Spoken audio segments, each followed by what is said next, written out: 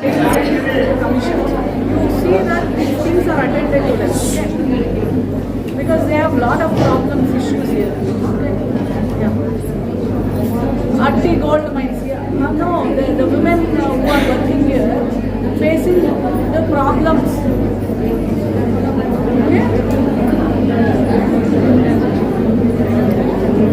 Okay, they are not aware, they don't have any awareness. That is the saddest part of the laborers.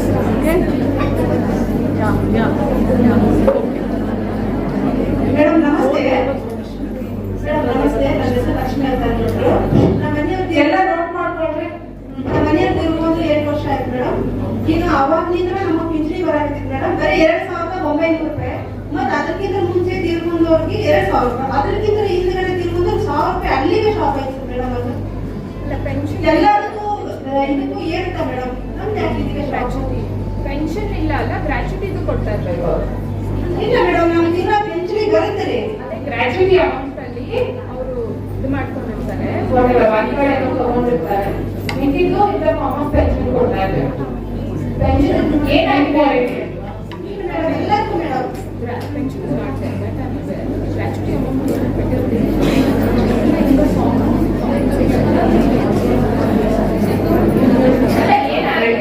ಕಮ್ಮಿ ಬಂದಿದೆ ಅಂತ ಕಮ್ಮಿ ಬರುತ್ತೆ madam. ಯಾಕಂದ್ರೆ ಎಲ್ಲ ಕಡೆಗೂ ಏರುತ್ತೆ ಮೇಡಮ್. ವರ್ಷ ಆಯ್ತು 6 ತಿಂಗಳು ಆಯ್ತು ಏರುತ್ತೆ ಪಿಂಚಣಿ. ನಮ್ಗೆ ಯಾವಾಗ ನೋಡಿದ್ರು ಬರೀ 2,000. ನಮ್ಗೆ 2,900 ಆಯ್ತು ಮೇಡಮ್. ನಮ್ಗಿಂತ ಹಿಂದ್ಗಡೆ ಬಂದಿದ್ದು 2-3 ವರ್ಷ ಹಿಂದ್ಗಡೆ ಅಂತಿದ ತಕ್ಷಣ ಅವ್ರಿಗೆ ಎಷ್ಟು ಇರ್ಬೇಕು ಅಲ್ಲಿ ನೀವು ಕೇಳಿಲ್ಲ HR ಅಲ್ಲಿ ಹೋಗಿ ಅಲ್ಲಮ್ಮ HR ಸೆಕ್ಷನ್ ಅಲ್ಲಿ ಹೋಗಿ ವಿಚಾರಿಸಿಲ್ವಾ ನೀವು? ಇಲ್ಲ ರೀ, ನಮ್ಗೆ ಎಷ್ಟು ನಮ್ಮ ಯಜಮಾನ ತೀರ್ಕೊಂಡಾಗ ಎಷ್ಟು ಬರುತ್ತೆ ಮೇಡಮ್ ಅಲ್ಲಿಗೆ ಅಷ್ಟೇ ಬರುತ್ತೆ ಮೇಡಮ್. ಹೆಚ್ಚು ಒಂದು ಸರಿಯಮ್ಮ. ಈಗ ಹೇಳ್ತಿದ್ದೀರಾ ಇಯರ್ಲಿ ಇನ್ಕ್ರೀಸ್ ಪೆನ್ಷನ್ ಬರ್ತಿರೋದಲ್ಲ, ಅದು ಗ್ರಾಚ್ಯುಟಿ ಅಮೌಂಟ್ ಅಲ್ಲಿ ಇವರು ನಿಮ್ಮ ಒಂದು ಇದು ಟ್ರಸ್ಟ್ ಮಾಡ್ಕೊಂಡಿದ್ದಾರೆ. ಆ ಟ್ರಸ್ಟ್ ಇಂದ ದುಡ್ಡು ನಿಮ್ಗೆ ಡೆಪಾಸಿಟ್ ಆಗ್ತಿರೋದು. ಈ ಬೇರೆ ಡಿಪಾರ್ಟ್ಮೆಂಟ್ ಗೆ ಕಂಪೇರ್ ಮಾಡ್ತಾ ಇದ್ದೀರಾ ಅಥವಾ ಬೇರೆ ಇದೇ ವರ್ಕರ್ಸ್ ಕಂಪೇರ್ ಮಾಡಿ ಹೇಳ್ತಾ ಇದ್ದೀರಾ? ಇಲ್ಲಿ ಹೋಗ್ತಾದ್ರೆ ಕಂಪ್ಯಾರಿಸನ್ ಡಿಪಾರ್ಟ್ಮೆಂಟ್ ಆದ್ರೆ ಅವ್ರದ್ದು ಪೆನ್ಷನ್ ಇನ್ಕ್ರೀಸ್ ಆಗುತ್ತೆ, ಬೇರೆ ವಿಷನ್ ಆಗಲ್ಲ. ನಿಮ್ದು ಈ ಪೆನ್ಷನ್ ಅಲ್ಲ, ಅದು ಗ್ರಾಚ್ಯುಟಿ ಫಂಡ್ ಇಂದ ಟ್ರಸ್ಟ್ ಅಲ್ಲಿ ಇಶ್ಯೂ ಮಾಡ್ತಿದ್ದಾರೆ. ನೀವು ಚೆಕ್ ಮಾಡ್ಕೊಳ್ಳಿ, ವಿಚಾರಕ್ಕೆ ಹೋಗಿ ಒಂದ್ಸರಿ ವಿಚಾರಿಸಿ. ಒಂದು ನಿಮಿಷ ನಿಮ್ಗೆ ಅದ್ರ ಬಗ್ಗೆ ಅವ್ರಿಗೆ ಅವೇರ್ನೆಸ್ ಮಾಡಕ್ ಹೇಳಿ. ಸೊ ಹಾಗಾಗಿ ನಿಮ್ಗೆ ಅದು ಗೊತ್ತಾಗುತ್ತೆ. ಗ್ರಾಚ್ಯುಟಿ ಫಂಡ್ ಮತ್ತೆ ಪೆನ್ಷನ್ ಡಿಫರೆನ್ಸ್. ಪೆನ್ಷನ್ ಇರಲ್ಲ, ಅದೆಲ್ಲ ನಾವು ಎಲ್ಲ ತಗೊಳ್ಳಿ. ಅದೇ ಅಲ್ಲಿಂದ. ನಮಸ್ಕಾರ ಮೇಡಮ್. ನಮ್ಮ ಲೈನ್ 7 ಲೈನ್ ಇಲ್ಲೇನು ರೆಗ್ಯುಲೇಷನ್ ಮಾಡ್ತಾರಂತ ಮೇಡಮ್. ಮನೆ ಗ್ರೇಡ್ ಅಂತ ಹೊಸ ಕಟ್ಟು ಮೇಡಮ್. ಗ್ರೇಡ್ ಅಂತ ಅವ್ರಿಗೆ ಗ್ರೇಡ್ ಇದ್ದವ್ರು ಕೊಟ್ಟರು ಹೊಸ ಮನೆ. ನಮ್ ಗ್ರೇಡ್ ಇಲ್ಲ ಮೇಡಮ್, ನಾವ್ ಅಲ್ಲೇ ಇದ್ವಿ. ಎಲ್ಲರೂ ಹೋಗ್ಯಾರ. ಅಲ್ಲೊಂದು ಮನೆ ಇದೆ ಮೇಡಮ್. ಅಲ್ಲಿ ಹೆಂಗಿರ್ಬೇಕು ಮೇಡಮ್? ನಮ್ಮ ಮಕ್ಕಳು ಸಣ್ಣ ಮಕ್ಕಳು ಬೇರೆ ಕ್ವಾರ್ಟರ್ಸ್ಗೆ ಅಪ್ಲೈ ಮಾಡಿ ಆನ್ಲೈನ್ ಅಲ್ಲಿ. ಇಲ್ಲ ಮೇಡಮ್, ಗ್ರೇಡ್ ಸರಿ ಅಮ್ಮ, ಬೇರೆ ಆ ಗ್ರೇಡ್ ಎಲ್ಲಾದ್ರೂ ಮನೆ ಖಾಲಿ ಆಗ್ಬಿಟ್ಟಿದ್ಯಾ?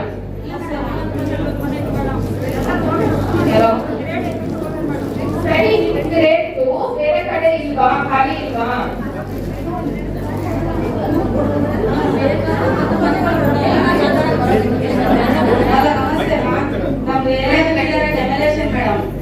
ನಮ್ಗೆ ಬೇಡ್ತಕ್ಕಂಥ ಮನೆಗಳಲ್ಲಿ ಹೋಗ್ರಿ ಅಂತಾರೆ, ನಮ್ ಸೌಕರ್ಯ ಮನೆಯಲ್ಲಿ ಬೇಡ ಅಂತಾರೆ ಮೇಡಮ್. ಗ್ರೇಡ್ ಅಂತಾರೆ. ಗ್ರೇಡ್ ಇದ್ದವ್ರು ಎಲ್ಲಿ ಹೋಗ್ರಿ ಮೇಡಮ್? 80 ಕ್ವಾರ್ಟರ್ಸ್ 100 ಕ್ವಾರ್ಟರ್ಸ್ ಏನೇನು ಬೀಳಂಗೆ ಇತ್ತು ಮೇಡಮ್. ಏನು ಸೌಕರ್ಯ ಇಲ್ಲ ಅಂತಾರಲ್ಲ, ಅವೆಲ್ಲ ಬಿದ್ದವ್ರ ಮನೆಗಳು ಅವೆಲ್ಲ ನೀರು ತೋರಿಸ್ತಾರೆ ಮೇಡಮ್. ನಮ್ಗೆ ಮಾಡಿದ್ದಾರೆ. ಅವ್ರು ಏನ್ ಹೇಳ್ತಾ ಇದ್ದಾರೆ, ಅವ್ರು ಎಷ್ಟು ಜನ ಇದ್ದೀರಮ್ಮ ಅಂತಾರ? 20 ಮಂದಿ ಐತಿ ಮೇಡಮ್ ಇಲ್ಲ ನಮ್ಮ ಲೈನಲ್ಲಿ. ಗ್ರೇಡ್ ಪ್ರಕಾರ ಬೇರೆ ಏನಾದ್ರು ವೇಕೆನ್ಸಿ ಇದ್ರೆ ಇಲ್ಲ ಡೆಮೊಲೇಷನ್ ಚೆನ್ನಾಗೇ ಇದ್ದೀವಿ ಮೇಡಮ್. ನಮ್ಮ ಲೈನ್ನಲ್ಲಿ ಎಲ್ಲರೂ ಬೇಸನೇ ಇದ್ದೀವಿ. ಅದು ಚೆನ್ನಾಗಿತ್ತು ಮನೆಯಲ್ಲ ಡೆಮೊಲೇಷನ್ ಅಂತಂದು ಈಗ ಅವರು ಸರ್ವಿಸ್ ಮಂದಿಗೆ ಗ್ರೇಡ್ ಬಂದ ಕೇಸ್ ದೊಡ್ಡ ಮನೆಗೆ ಹೋದ್ರಿ ಮೇಡಮ್. ನಾವು ರಿನ್ಯೂ ಮಾಡ್ಬಿಟ್ವಿ ಮೇಡಮ್. ಡೆತ್ ಕೇಸಲ್ಲಿ ಒಂದು 2 ವರ್ಷ ಆಯ್ತು ಮೇಡಮ್. ನಾವು ಬಂದು ನಾವ್ ಎಲ್ಲಿ ಹೋಗ್ಬೇಕು ಅಲ್ಲ, ನೀವು ಮತ್ತೆ ಆ ಹಳೆ ಮನೆಯಲ್ಲಿ ಮುಂಚೆ ಬಿಫೋರ್ ಇದ್ದು ಅದೇ ಮನೆಯಲ್ಲೇ ಇದ್ರಾ? ಅದೇ ಮನೆಯಲ್ಲಿ ಈಗ ಮನೆ ಎಲ್ಲ ಕಟ್ಟಿ ಎಷ್ಟು ವರ್ಷ ಆಗಿದೆ ಹೇಳಿ? ನೀವು ಅಲ್ಲೇ ಇರ್ಬೇಕಂತೀರಾ ಅಥವಾ ನೀವೆಲ್ಲ ಬೇರೆ ಕಡೆಗೆ ಹೋಗಿವಿ ಮೇಡಮ್. ಆದ್ರೆ ನಮ್ಗೆ ಅನಾನುಕೂಲ ಇದ್ದ ಮನೆಯಲ್ಲೇ ತೋರಿಸ್ತಾರೆ ಮೇಡಮ್. ನಮ್ಗೆ ಅನುಕೂಲ ಇಲ್ದಿರೋ ಕಡೆ ಕಳಿಸ್ತೀನಿ ಅಂತಾರೆ. ನಿಮ್ಗೆ ಈಗಿರೋ ಜಾಗದಲ್ಲಿ ಅನುಕೂಲ ಇದೆ ಹಂಗಂತಲ್ಲ ಮೇಡಮ್. ನಮ್ಗೆ ಈ ಮನೆ ಕೊಡ್ರಿ ಇಲ್ಲ ರೀ ಅದು ಬೇಡ ಸರ್ವಿಸ್ ಇದ್ದವ್ರು ಕೇಳ್ತಾರ ಮನೆ ನಿಮ್ಗೆ ಇಲ್ಲಿ ಕೊಡಲ್ಲ ನಿಮ್ಗೆ ಸರ್ವಿಸ್ ಇಲ್ಲ ಅಂತ ಹೇಳ್ತಾರೆ ಮನೆ ಗ್ರೇಡ್ ಸಮಸ್ಯೆನ ಕಾಪಾಡ್ಬೇಡ ಮನೆ ಬಂತಂದ್ರೆ ಮನೆ ಬೇಕು ಅಂದ್ರೆ ಗ್ರೇಡ್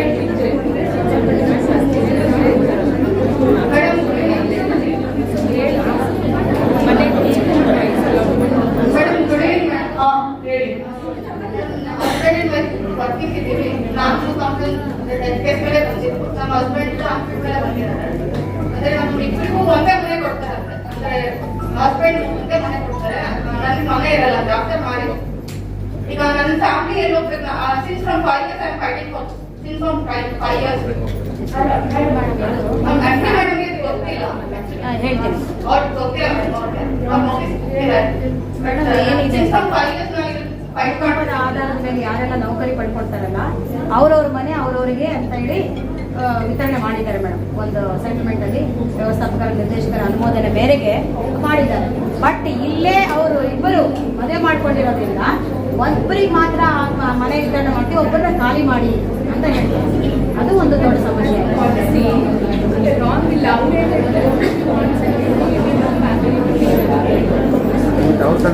ಅಲ್ಲಮ್ಮ, ನೀವು ಗಂಡ ಹೆಂಡತಿ ಮದುವೆ ಆದ್ಮೇಲೆ ನಿಮ್ಗೆ ಒಂದ್ ಮನೆ ಕೊಡ್ತಾರೆ, 2 ಮನೆ ಯಾಕೆ ಕೊಡ್ತಾರೆ?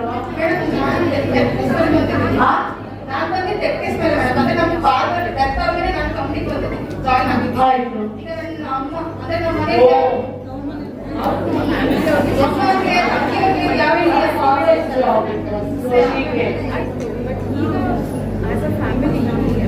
ನನ್ನ ಫ್ಯಾಮಿಲಿಗಂತ ಒಂದು ಮನೆ ಬೇಕಲ್ವಾ? ಅದು ಆಗಿದಂದ್ರೆ ನಾನು ಬಿಡಿ, ಅದು ವೈಯಕ್ತಿಕವಾಗಿ ನೀವು ಫೈಟ್ ಮಾಡಬೇಕು. ಜನರಲ್ ಕಂಪ್ಲೇಂಟ್ಸ್ ಟೈಮಿಂಗ್ ಕೂಡ ಅಂದ್ರೆ ಹೆಣ್ಮಕ್ಳಿಗೆ ಮನೆ ಕೆಲಸ ಎಲ್ಲ ಮುಗಿಸ್ಕೊಂಡು ಮಕ್ಕಳ ಸಂಭಾಳಿಸಿ ಬರೋದಕ್ಕೆ ಎಕ್ಸಾಕ್ಟ್ 8 ಬರಕ್ ಆಗಲ್ಲ ಮೇಡಮ್. ನಮ್ಗೆ ಒಂದು 8:15 ಆಗಷ್ಟೇ ಗೇಟ್ ಎಲ್ಲ ಹಾಕ್ಬಿಟ್ಟಿರ್ತಾರೆ ಮೇಡಮ್. 8:05 ಗೇಟ್ ಬಿಟ್ಬಿಟ್ಟಿರ್ತಾರೆ. ಚಿಕ್ಕ ಮಕ್ಳು ಇದ್ದಾರೆ, ಅಂದ್ರೆ ಬೇಗ ಬರ್ಬೇಕು ಅಂತಾನೆ ಹೇಳ್ತಾರೆ. ಬಾಗಿಲು ಅಂದ್ರೆ ಹೆಸರು ಬರ್ಕೊಳ್ಳಿ. ಅದೆಲ್ಲ ಕಂಪ್ಲೇಂಟ್ ಅಲ್ಲವಾ? ಇಲ್ಲಿ ಪ್ಲೀಸ್ ಬೇರೆ ಕೊಡಿ, ಬೇರೆ ರಿಪೀಟ್ ಮಾಡಬೇಡಿ, ಬೇರೆ ಸಮಸ್ಯೆಗಳು ಹೇಳಿ. ಯಾಕಂದ್ರೆ ನಾನು ಎಲ್ಲ ನೋಡಿ ನಿಮ್ಗೆ ರೀಜನಲ್ ಕಮಿಷನರ್ ನಾನು ಬರ್ತೀನಿ, ನಿಮ್ ಮೇಡಮ್ ಹೇಳ್ತೀನಿ, ನಮ್ಗೆ ರಿಪೋರ್ಟ್ ಮಾಡ್ಬೇಕು ಅವರು. ನಮಸ್ತೆ ಮೇಡಮ್, ನನ್ನ ಹೆಸರು ಸುಮಾ ಅಂತ. ಎಂ.ಪಿ. ಮೇಡಮ್ ಅವರಿಗೂ ಗೊತ್ತಿಲ್ಲ, ನಾನು ಇಲ್ಲೇ ಕಂಪ್ನಿಗೆ ಕೆಲಸ ಮಾಡುತ್ತಿದ್ದಂತ ಒಬ್ಬ ಅಧಿಕಾರಿಯ ಪತ್ನಿಯಾಗಿದ್ದೇನೆ. ನಾವಿಬ್ರು ಒಂದೇ ಡಿಪಾರ್ಟ್ಮೆಂಟ್ ಅಲ್ಲಿ ಕೆಲಸ ಮಾಡ್ತಿದ್ವಿ ಮೇಡಮ್. ಹಸ್ಬೆಂಡ್ ವೈಫ್ ಒಂದೇ ಡಿಪಾರ್ಟ್ಮೆಂಟ್ ಅಲ್ಲಿ ಇರಬಾರ್ದು ಅಂತ ಓರಲ್ ಆಗಿ ನನಗೆ ಹೇಳಿ ಇಂಜಿನಿಯರಿಂಗ್ ಇಂದ ನಾ campus selection madam. Actually engineering ಇಂದ ಮೈನಿಂಗ್ ಡಿಪಾರ್ಟ್ಮೆಂಟ್ ಗೆ ಟ್ರಾನ್ಸ್ಫರ್ ಮಾಡಿದ್ರು 2016 ಒಪ್ಕೊಂಡೆ ಮೇಡಮ್. ನಾನು ಕಂಪನಿಯಲ್ಲಿ ಅನ್ನ ಕೊಟ್ಟಿರೋ ಕಂಪ್ನಿ, ನನ್ನ ಸೀನಿಯರ್ಸ್ ಈಗಲೂ ನಾನು ಎಲ್ಲರಿಗೂ ರೆಸ್ಪೆಕ್ಟ್ ಮಾಡ್ತೀನಿ. ಅದು ಅಲ್ಲಿ ಹೋಗಿದ್ದೀನಲ್ಲ, ಸೊ ಅಲ್ಲಿ ಕೆಲಸ ಮಾಡ್ತಿದ್ದೀನಿ ಅಂತ ಇಂಜಿನಿಯರಿಂಗ್ ಅಲ್ಲಿ ಪ್ರಮೋಷನ್ ಕೊಡ್ತಾ ಇಲ್ಲ. ಇಂಜಿನಿಯರಿಂಗ್ ಅಲ್ಲಿ ಕೆಲಸ ಮಾಡ್ತಿಲ್ಲ, ಮೈನಿಂಗ್ ಅಲ್ಲಿ ಮಾಡ್ತಿದ್ದೀನಿ ಅಂತ ಅಲ್ಲಿ ಪ್ರಮೋಷನ್ ಇಲ್ಲ. 13 ವರ್ಷದಿಂದ ನನ್ ಪ್ರಮೋಷನ್ ಇಲ್ಲ. ನನ್ನ ಜೂನಿಯರ್ಸ್ ಇರೋರು ಮೈನಿಂಗ್ ಅಲ್ಲಿ ಪ್ರಮೋಟ್ ಆಗಿ ಮುಂದೆ ಹೋಗಿದ್ದಾರೆ. ಈವನ್ ಇಂಜಿನಿಯರಿಂಗ್ ಅಲ್ಲಿ ನನ್ನ ಜೂನಿಯರ್ಸ್ ಪ್ರಮೋಟ್ ಆಗಿ ಮುಂದೆ ಹೋಗಿದ್ದಾರೆ. ನಾನು ಇಷ್ಟು ವರ್ಷದಿಂದ 2017ರಿಂದ ಯಾವಾಗಲೂ ಕಂಪ್ನಿ ನೋಟಿಫಿಕೇಶನ್ ಹಾಕಿರುತ್ತೆ ಮೇಡಮ್, 7 ದಿನದೊಳಗೆ ಯಾರು ಟ್ರೇಡ್ ಅಲ್ಲಿ ತೊಂದರೆ ಇದ್ರೆ 7 ದಿನದೊಳಗೆ ಉತ್ತರ ಬರೆದು ಕೊಡಿ ಅಂತ. ನಾನು 2017ರಿಂದ 2025ವರೆಗೂ ಬರೆದಿರೋ ನನ್ನ ಇವು ಅಪ್ಲಿಕೇಶನ್ಗಳು ಮೇಡಮ್. ಬೇಕಿದ್ರೆ ನೀವು ಒಂದ್ಸತಿ ನೋಡ್ಬೋದು. ಎಂ.ಪಿ. ಮೇಡಮ್ ಅವರಿಗೆ ಇದುವರೆಗಾದ್ರೂ ಅಷ್ಟು ದೂರ ಹೋಗಿಲ್ಲ, ಯಾಕಂದ್ರೆ ಇಲ್ಲಿರೋರೆಲ್ಲರೂ ನಮ್ಮವರೇ. ಒಂದಲ್ಲ ಒಂದೇ ದಿನ ನನ್ನ ತೊಂದರೆಗೆ ಅರ್ಥ ಮಾಡ್ಕೊಂಡು ಮಾಡ್ತಾರೆ ಅಂತ ನಾನು ಇಷ್ಟು ದೂರ ಯಾವತ್ತೂ ಬಂದಿರ್ಲಿಲ್ಲ. ಇವತ್ತ ಬರ್ತಾ ಇದ್ದೀನಿ ಇದೊಂದು ಅವಕಾಶ ಮಾಡಿಕೊಟ್ಟದಕ್ಕೆ. ಚೆಕ್ ಮಾಡ್ತೀನಿ ಏನಿದೆ ಅಂತ ಅವ್ರು ಫೋನ್ ಚೆಕ್ ಮಾಡಿ, if you deserve give David do it. There is no why she will not do it. Tell me what is the reason? ಅವ್ರಿಗೇನು ಲಾಭ ಇಲ್ಲಲ್ಲವಾ? ನಾನು ಕಂಪನಿಯಲ್ಲಿ 3 ಜನ ಎಕ್ಸಿಕ್ಯೂಟಿವ್ ಡೈರೆಕ್ಟರ್, ಎಲ್ಲರೂ ಅಡ್ರೆಸ್ ಬರ್ತೀನಿ. It is okay. Now she will see and get back. Yes. And she will what if you our policy ಪ್ರಕಾರ ನೀವು ಮಾಡಬೇಕಂದ್ರೆ ಖಂಡಿತವಾಗ್ಲೂ there is no other reason she will do it. Okay, thank you. Next. ನಮಸ್ಕಾರ madam ಇಲ್ಲಿ ಹೇಳುವ. ನಾನು employee ಕೆಲಸ ಮಾಡ್ತಿದ್ದೆ, ಈಗ 2 ವರ್ಷ ಆಯ್ತು. ಕಂಪ್ನಿ ಗಂಡದಕ್ಕೆ ಆಗ್ತಾರ ಟೋಕನ್ ರೆಫರ್ ಮಾಡಿದ್ರೆ ಟೋಕನ್ ಹೋಯ್ತು ಅಂದ್ರೆ ಎಡಗಾಗ್ತಾರೆ. ಎಂಪ್ಲಾಯ್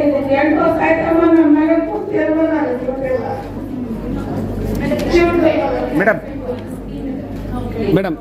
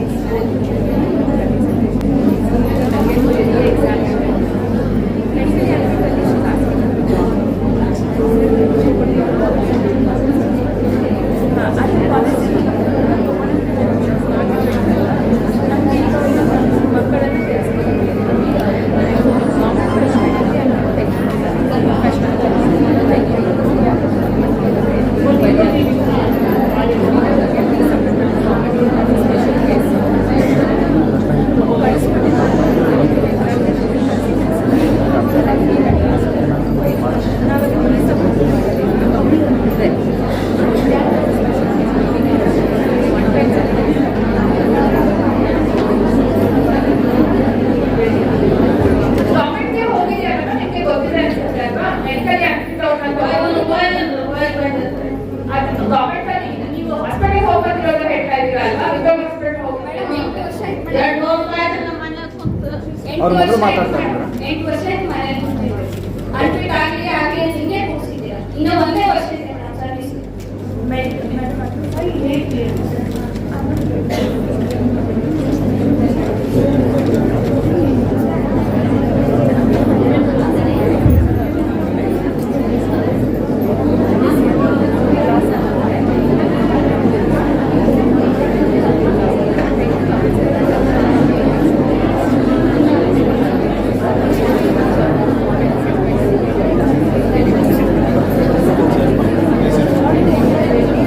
ಗವರ್ಮೆಂಟ್ಗೆ ಹೋಗಿ ಅಮ್ಮ ಬರುತ್ತೆ ಬರ್ತಾರೆ ಕೊಡ್ತೀವಿ ಮೇಡಮ್ ಇನ್ನು ಒಂದೇ ವರ್ಷ ಇದೆ ನಾನು ಎಲ್ಲಿ ಹೋಗ್ಬೇಕು ಅಲ್ಲಮ್ಮ ನೀವು ಅಪ್ಲಿಕೇಶನ್ ಹಾಕಿದೆಯಲ್ಲ ನೀವು 80% ಹಾಕಿ ಅನ್ಫಿಟ್ ಅಂತಾನೆ ಇದ್ದಾರಲ್ಲ ಅಲ್ಲ ಒಂದು ನಿಮಿಷ ಅಪ್ಲಿಕೇಶನ್ ಹಾಕಿದ್ದೀರಲ್ಲ ನಾವೆಲ್ಲ ಮಾಡ್ತಾರೆ ಅಪ್ಲಿಕೇಶನ್ ಒಂದೇ ವರ್ಷ ಇದೆ 8 ವರ್ಷ ಅಪ್ಲಿಕೇಶನ್ ಆಲ್ರೆಡಿ ಹಾಕಿದ್ದೀರಲ್ಲ ಒಂದು ವರ್ಷ ಇಲ್ಲ ಮಾಡಿ ನಾನು ಕೇಳ್ತಿರೋದು 8 ವರ್ಷ ಕೂರಿಸಿ ನಾವು ಒಂದು ವರ್ಷ ಕೂರ್ಸಕ್ಕೆ ಎಷ್ಟು ಬೇಕು ನಿಮ್ಗೆ ಟೈಮ್ ಅಷ್ಟೇ ಹೇಳ್ತಿರೋದು 8 ವರ್ಷ ಮನೆ ಕೂರಿಸಿದ್ದೀರಿ ಇನ್ನು ಒಂದು ವರ್ಷ ಹೆಂಗೆ ಹೇಳಿ ಕೂರಿಸ್ತೀರ ಅಂತ ಹೇಳಿ ಹೇಳ್ತೀರಲ್ಲ ಪಾಲಿಸಿ ನಾನ್ ಮಾಡೋದಲ್ಲ ಗವರ್ಮೆಂಟ್ಗೆ ಕಳಿಸ್ತೀವಿ ಅಪ್ರೂವಲ್ ಆದ್ಮೇಲೆ ಅಪ್ಲಿಕೇಶನ್ ಹಾಕಿದ್ದೀರ ತಾನೇ ಮೊನ್ನೆ ಬಂದಿದ್ದೀವಿ ಮ್ಯಾಮ್ ಎಲ್ಲ ಹೋಗಿ ಬಂದಿದ್ದೀವಿ ಎಲ್ಲ ಅನ್ಫಿಟ್ ಅಂತಾನೆ ಕನ್ಸಿಡರ್ ಮಾಡ್ಬೋದು ಮತ್ತೆ ಇವ್ರು ಹೆಂಗೆ ಮೇಡಮ್ ಈಗ ಇನ್ನೂ 1 ವರ್ಷ ಸರ್ವಿಸ್ ಇದೆ ಅದನ್ನು ಸರ್ವಿಸ್ ಮುಕ್ತಾಯ ಆಯ್ತಂದ್ರೆ ನಾವು ಬೀದಿ ಪಾಲಿಗೆ ಬರ್ತೀವಿ ಅಂತ ಹೇಳ್ತಾರೆ ಮೇಡಮ್.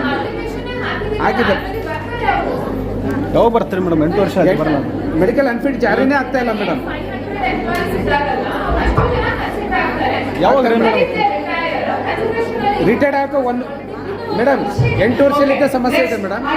ನೆಕ್ಸ್ಟ್ ವಾರ್ಡ್ ಆಫೀಸ್ಗೆ ಕೆಲಸ ಮಾಡ್ತಾರೆ ಎಲ್ಲ ಕಸ ಹೊಡೆಯೋದ್ರಿಂದ ಎಲ್ಲರಿಗೂ ಕೆಲಸ ಮಾಡ್ತಾರೆ ಅವ್ರಿಗೂ ಜಸ್ಟ್ ಅಲರ್ಜಿ ಇದು ದುಡ್ಡು ಹಾಕೋಣ ಮೇಡಮ್ ನಮಗೂ ಹಾಕೋಣ madam dust allowance given mining ಅಲ್ಲಿ ಅಂಡರ್ಗ್ರೌಂಡ್ ಮಾಡ್ತಿರೋದು ಮತ್ತೆ ಮೆಟಲರ್ಜಿ ಸೆಕ್ಷನ್ ಅಲ್ಲಿ ಹೊರಗಡೆ ಮಾಡೋಕೆ ಡಸ್ಟ್ ಅಲವೆನ್ಸ್ ಇಲ್ಲ ಪ್ರಾವಿಷನ್ ಅಲ್ಲಿ ಇಲ್ಲ ಅದಕ್ಕೆ ಅವ್ರಿಗೂ ಹಾಕೋಣ ನಮ್ಗೆ ಹಾಕೋಣ ಯಾಕಂದ್ರೆ ನಾವು ಅಲ್ಲಿ 4 ವರ್ಷ ಮಾಡಿ ಬಂದಿದ್ದೀವಿ ಮೇಡಮ್ ನಾವು ಈಗ ಎಲೆಕ್ಟ್ರಿಕಲ್ ಸೆಕ್ಷನ್ ಹೋಗಿ ಅದಕ್ಕೆ ನಮಗೂ ಕೆಲಸ ಇರುತ್ತಲ್ಲ ಎಷ್ಟು ನಾವು ಮಾಡ್ತೇವೆ ಮೇಡಮ್ ಅವ್ರು ಎಲ್ಲಿ ಡಿಸೈನ್ ಮಾಡಿರ್ತಾರೋ ಅಲ್ಲೇ ಬರ್ಕೊಳ್ಳಿ ಪಾಲಿಸಿ ಚೇಂಜ್ ಮಾಡಕ್ಕೆ ಬರಲಿಲ್ಲ ಮೇಡಮ್ ಕಂಪ್ನಿಯಲ್ಲೆಲ್ಲ ಕಸ ಮುಚ್ಬೇಕಾದ್ರೆ ಅವ್ರಿಗೆ ಎಷ್ಟು ಎಫೆಕ್ಟ್ ಆಗುತ್ತೆ ಡಸ್ಟ್ ಆಗುತ್ತಿಲ್ಲ ಮೈನಿಂಗ್ ಅಂದ್ರೆ ಇದು ಮೈನಿಂಗ್ ಏನೇ ಅದೇ ಕಷ್ಟ ಅಲ್ವಾ ನಾವು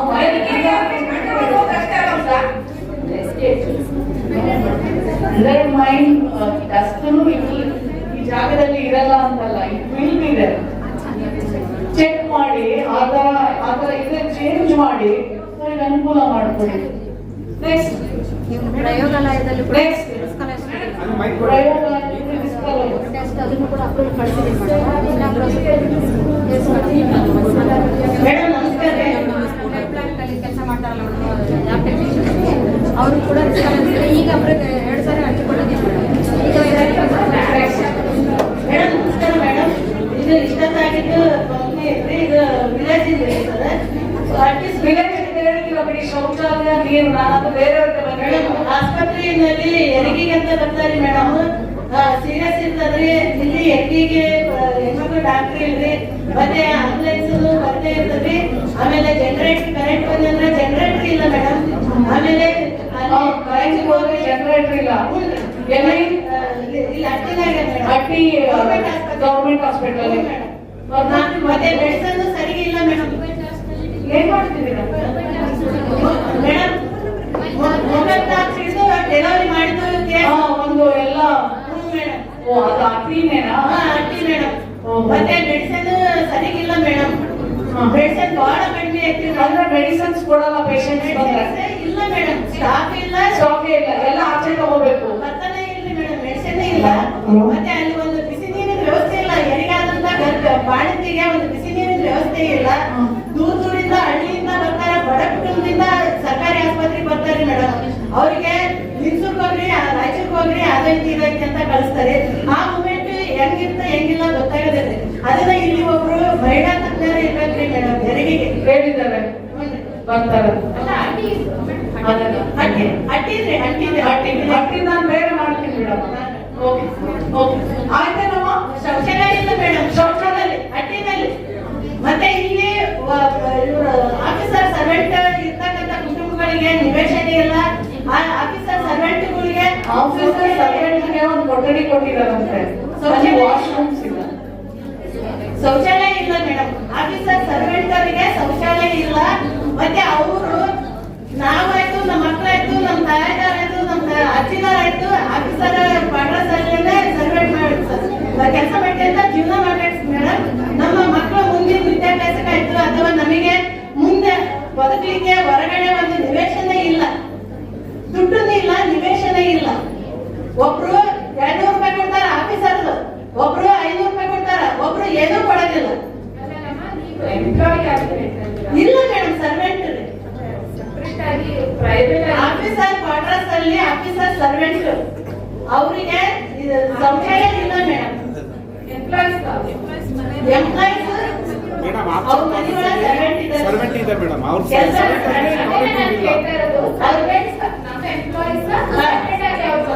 ಕಂಪ್ನಿ ಎಂಪ್ಲಾಯ್ಸ್. ಅದು ಶೌಚಾಲಯ ಇಲ್ಲ ಮೇಡಮ್. ನೆಕ್ಸ್ಟ್ ಮೇಡಮ್, ಸಣ್ಣ ಕುಟುಂಬ ಯೋಜನೆ ಕರ್ನಾಟಕ ಸರ್ಕಾರದ ಆದೇಶದ ಸಣ್ಣ ಕುಟುಂಬ ಬೇಕಿದ್ರೆ ನಾನು ಕೇಳಿ 4/6/2022 ಅಂದ್ರೆ ಅದು ಸಲ್ಲಿಸಿದ್ದೇನೆ ಹೆಸರು. ಮೇಡಮ್ ನಮಗೆ ಬಂದಿರಲ್ಲ, ನನ್ಗೆ ಗೊತ್ತಿಲ್ಲ. ಇದು ನಾವು ಉದಾಹರಣೆ ಉತ್ತರ ಕೊಡ್ತಾರೆ, ಅಗ್ರಿಮೆಂಟ್ ಹೇಗೆ ಪಾಸ್ ಮಾಡ್ತೀವಿ ನಾವು ಹೇಗಮ್ಮ ಅಂತ ಹೇಳ್ತಾರೆ. ಈಗ ಅರ್ಜಿ ಕೊಟ್ಟು 3 ವರ್ಷ ಆಯ್ತು. ಸ್ಮಾಲ್ ಫ್ಯಾಮಿಲಿ ನಾನು ಸಂತಾನ ಅಲ್ವಾ, ಅದು ಜನರಲ್ ಆಗಿ ಮಾಡ್ಲೇಬೇಕು. ನೀವು 3 ವರ್ಷ ಆಯ್ತು ಅವ್ರು ಮಾಡಿಲ್ಲ. ನೀವು ಇವ್ರನ್ನ ಮೀಟ್ ಆಗೋದಿಲ್ವಾ? ನೀವು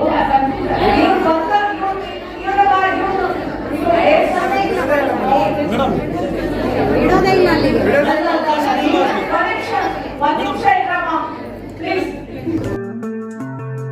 RTV ಕನ್ನಡ ಚಿನ್ನದ ನಾಡಿನ ಕನ್ನಡಿಗರ ಧ್ವನಿ. ನಮ್ಮ ಚಾನೆಲ್ ವೀಕ್ಷಿಸಿದ ನಂತರ ಲೈಕ್ ಮಾಡಿ, ಶೇರ್ ಮಾಡಿ, ಸಬ್ಸ್ಕ್ರೈಬ್ ಮಾಡಿಕೊಳ್ಳಿ.